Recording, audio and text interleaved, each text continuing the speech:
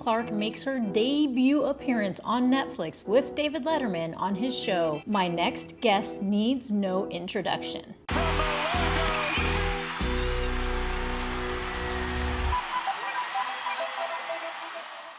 So a lot of fans were looking forward to this, especially after the teaser dropped where David Letterman and Caitlin Clark went to the ever so popular Long's Bakery in Indiana. They're pretty good. What are we doing? I'll just take a Bloody Mary. That's a joke. We're just having fun. Okay, is everybody ready? We're buying everything, okay? Oh, my gosh. Get your order. Whatever you want, it's on him. Yeah, I got TV money. One of everything. And I gotta say, I don't think Caitlin Clark gets enough credit for her humor because this episode was riddled with it. And I think it's safe to say that Caitlin Clark has had quite a busy offseason. I mean, she hung out with Taylor Swift. She was on Eli Manning's podcast. She was on the Kelsey Brothers podcast, New Heights. But Netflix is a new one. If you're a big Caitlin Clark fan, there is a lot of stuff in here that she has said in other interviews. For me, I knew most of it, but I really enjoyed watching her banter with David Letterman, who is a comedian himself. So it was pretty funny and lighthearted. They dive deep into her competitive spirit, which was actually on display in the episode as Caitlin Clark and David Letterman went duck pin bowling, which I had actually never heard of before. And her competitive spirit kind of shined as she was super reluctant to give David Letterman a high five after a pretty solid roll. Am I up first? But I don't even have my shoes on, Caitlin. I don't even have my shoes All right, on. you're going too slow. I know. All right. Let me get warmed up so I can beat you. Go ahead, roll it. That's right. This is harder than it looks. Yeah, she threw her knee out playing duck pin bowling. There we go. What? Yeah. It's right down the middle. So you took your shots? Okay, I warmed up. Well, no, that counted. No. Yes! Humiliation reigns supreme. There you go. Come on, you mother. That was better. I sense that you were reluctant to do that. You're my opponent. Oh, that's right. But, moving back a little bit, as soon as she got out, she did enter.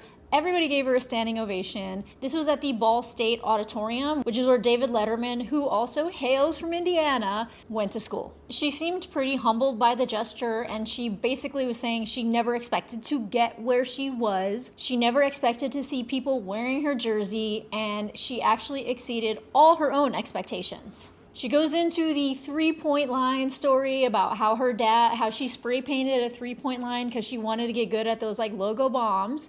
And her dad tore out part of her driveway and they created a three-point line. She mentions how she originally wanted it in her backyard, but that was a no-go with the rents. Letterman has actually been a fan of Caitlin since her Iowa days. They go over her breakout game against Michigan, where she drills 4 three-pointers in 6 minutes. She does get 30 points, but they lost the game.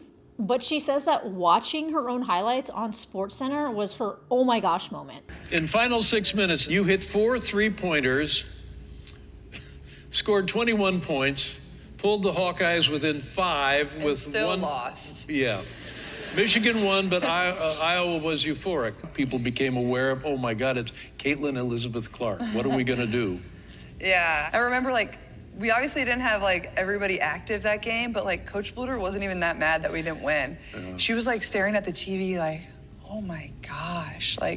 Everybody was just kind of in awe. Even I was wow, right. We're on SportsCenter. Yeah. That's amazing. It's like seeing Santa on your roof. I know, it's wow. I made SportsCenter top 10. I would stay up as a kid and watch that. So I feel that was definitely kind of the oh my gosh moment for sure, but I didn't realize it at the time probably. She also talks about this crazy scrimmage where she went on a tear, scoring 22 points in 2 minutes against the boys that they were scrimmaging against, because generally the Iowa women's basketball team plays their scrimmages against men. Letterman even sits down with Lisa Bluter, who I couldn't actually find a clip of this, but I thought that this was interesting when they talk about her competitive nature and how they had to show her tapes of her reactions so she would understand how things affect her teammates. because sometimes Clark would get very frustrated and just like walk off the court, not say anything to anybody, and it wasn't the best way to lead a team. So Bluter talked about how she helped like create Caitlin Clark into being a leader for the team. And I actually like this quote where she says, "We can't put a bush barrel over this flame. You don't say whoa to a racehorse." That was addressing the fine line that Bluter would let Caitlin Clark like get emotional, but also rein it back in to be healthy for the team as a leader. But on a lighter note, she did say that Caitlin Clark gives the best hugs. Can you say about Caitlin that I don't know? She gives the best hugs you've ever had. She's a great hugger. I mean, she goes all in, puts her head on your shoulder. See, I spent 2 days with her and was not hugged. You weren't hugged. You missed out on a Caitlin hug. The best. What does that say about me? Yeah, well. And at times they touched on some more serious topics like the physicality in the league and whether or not she was being targeted by other players, which she responds that no, she was not being targeted by other players. Like, I know that this is a heavily debated topic. That also does depend on what your meaning of targeted is, because if you are saying, did people have their eye on her because she was this crazy rookie phenom that entered the WNBA that everybody wanted to make sure didn't like make them look like a chump or whatever, but some people, believe that she was targeted in a nefarious manner, to which her response to that was that the WNBA does level up. When you go from college to the WNBA, the women in the WNBA have had years to work on their physicality, and she did mention how in the offseason, that was what she was focusing on, getting bigger to go up against these more experienced, more yoked players. And one of the funnier moments, but there were actually so many funny moments, but you should really watch the episode on Netflix.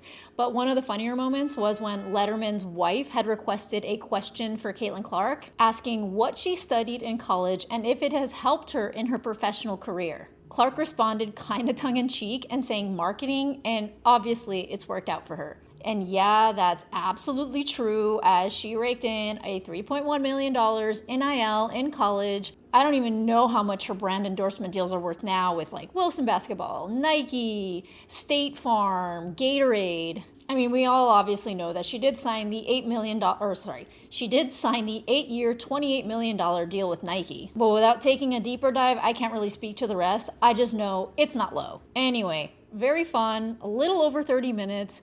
I think that it touches on a lot of lightheartedness. It shows Clark's dry wit. It shows how she can talk about more serious stuff, and it's definitely worth the watch. Check it out on Netflix. Oh, and I also wrote about it for Indiana Fever on SI, and I touched on a lot of the stuff that I talked about here, but if you want, go check it out. I'll link it in the description.